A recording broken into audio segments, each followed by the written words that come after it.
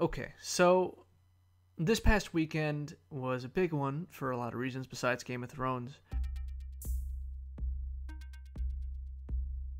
Beyoncé released a visual album on HBO on Saturday night called Lemonade.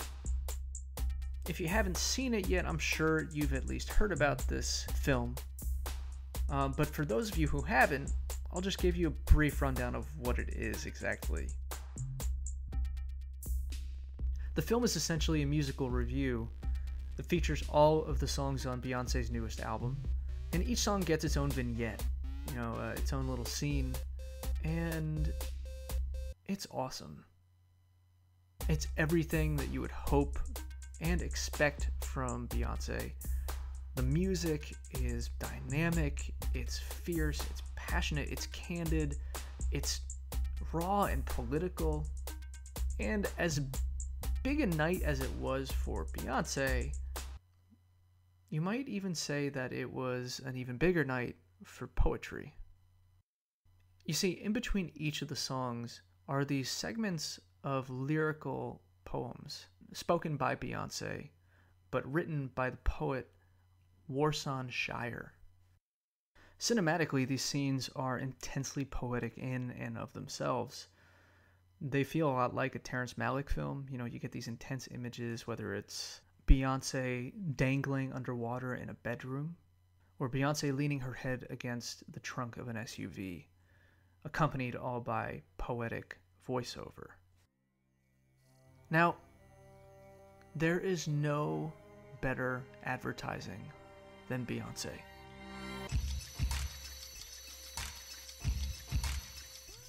I feel like I don't even need to elaborate on this. You get it. She's the biggest thing on the planet. Poets, we don't exactly get the best press or the best sales. So for a poet to be asked to participate in the making of a Beyoncé film, that's a pretty big fucking deal. Now look, I'm not gonna lie, I'm super critical when it comes to my poets, especially the poets who I read. There are only a few hours in the day for me to really spend time with poetry or any kind of writing or art, so you've got to be worth my time, and I think that this is the same kind of jadedness and maybe snobbery that comes about after years of any kind of study, and I admit it, I'm a bit of a poetry snob, but here's the thing. Warsan Shire, she's the real deal. A lot of poets would probably disagree. But there are things going on in her poems that are really tricky. And as I sat there on Saturday night watching Lemonade, I was just wondering to myself, what is it that makes these poems good? How is it that they pack a mean punch while at the same time are accessible?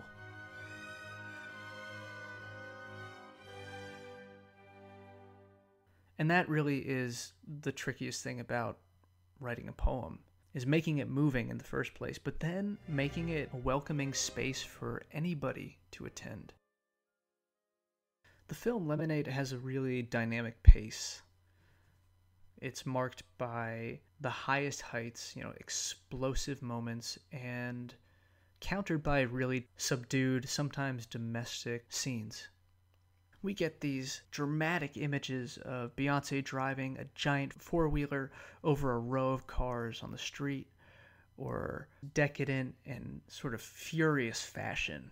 While in between those moments, we might see quieter moments, lying in bed with her husband or her daughter, or sitting in a field thinking.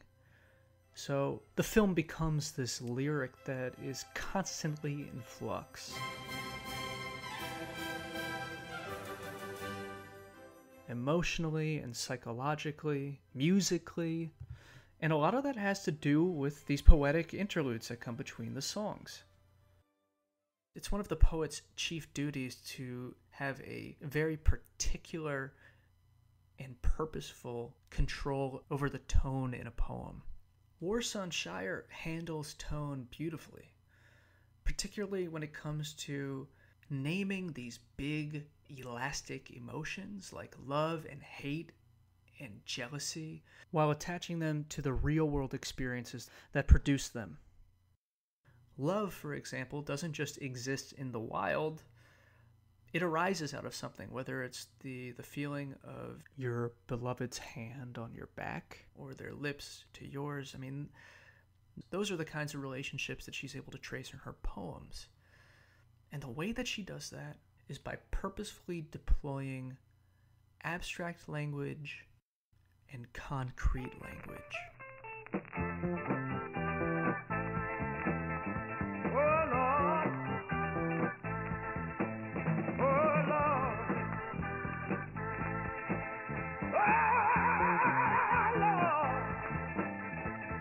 What do I mean by abstract? What do I mean by concrete?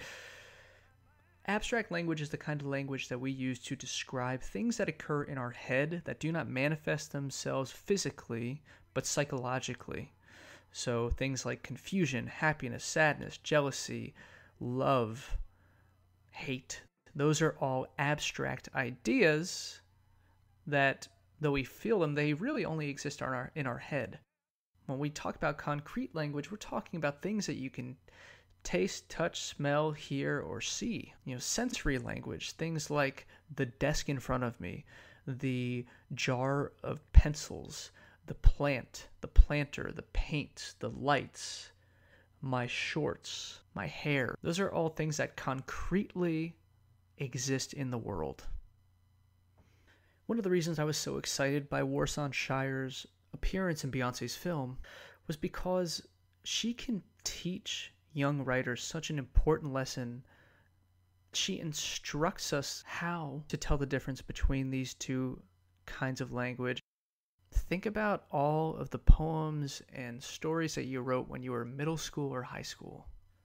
Terrible, right? I mean, mine, and I speak from personal experience, mine were horrendous. And I think that one of the things that dooms young writers, or not really dooms them, but let's just say it. One of the things that dooms young writers to write badly is that the first thing that they go for are the big elastic emotions and concepts like love, hate, pain, and not only those concepts, but those kinds of words. They go for abstract language. Now, as we get older and our attention sharpens, we're able to actually describe with greater concision the objects and subjects of the world that produce those emotions. And what's more is that we become better at articulating those things. One of the poems featured in Lemonade is a poem called The Unbearable Weight of Staying. Try to listen for which words are abstract and which ones are concrete. I don't know when love became elusive. What I know is that no one I know has it. My father's arms around my mother's neck, fruit too ripe to eat, a door halfway open. When your name is just a hand I can never hold, everything I have ever believed in becomes magic. I think of lovers as trees, growing to and from one another, searching for the same light. My mother's laughter in a dark room, a photograph graying under my touch.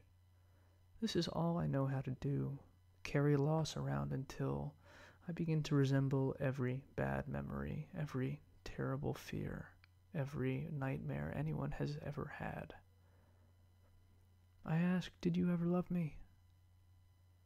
You say, of course, so quickly that you sound like someone else. I ask, are you made of steel? Are you made of iron? You cry on the phone, my stomach hurts. I let you leave. I need someone who knows how to stay. I don't know when love became so elusive. It takes a bold poet to start a poem off like that. I mean, it almost sounds like something the romantic poets like Keats or Shelley could have written. In this day and age, it's kind of unfashionable to write like this. But just because it's unfashionable doesn't mean that it's bad.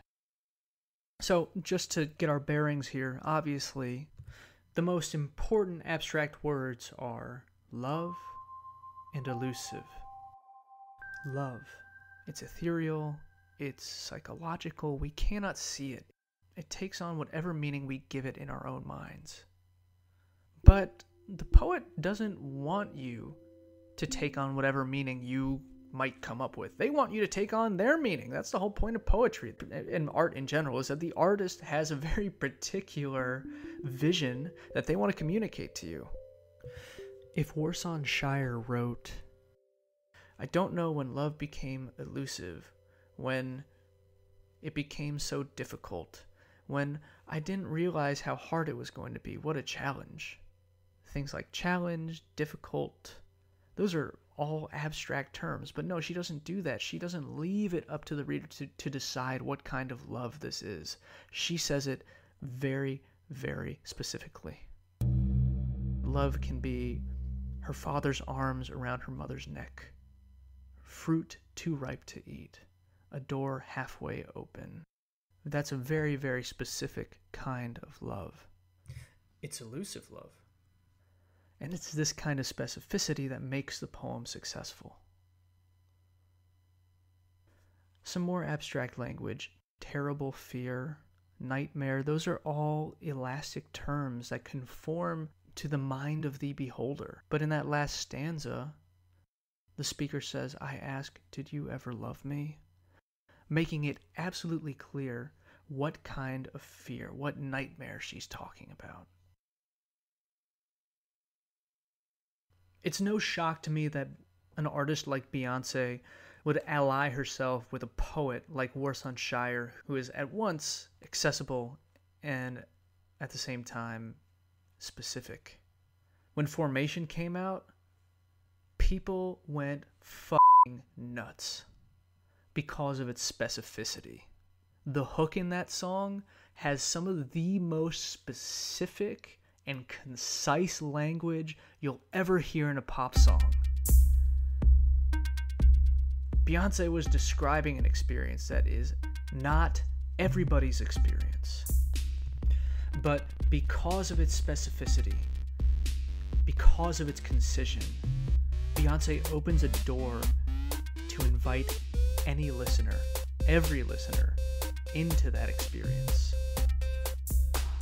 Now, you're gonna like it or not. I mean, that's up to your own taste. But if there's one thing for sure, it takes guts to be specific. Thank you for listening to Wordshop 101. You can find us online at wordshop101.com as well as facebook.com/wordshop101. You can also find our videos on YouTube. Just look us up. We'll be back next week with a continuation of the mystery of Black Mountain College. Until then.